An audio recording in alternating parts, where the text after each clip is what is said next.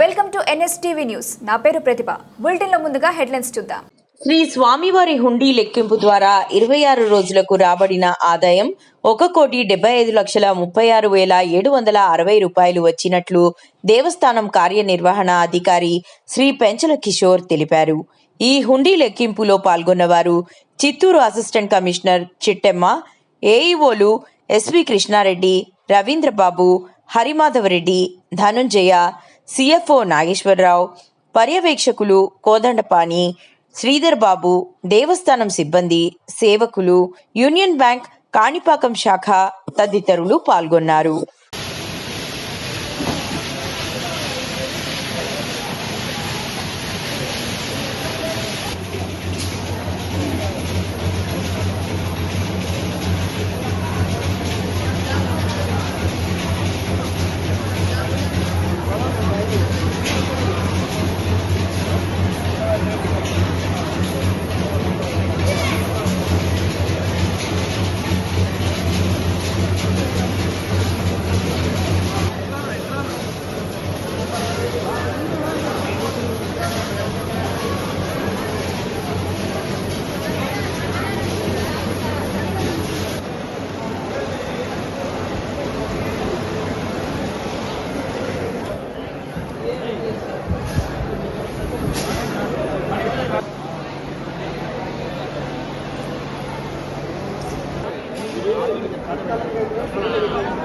సరిగా పెట్టా సార్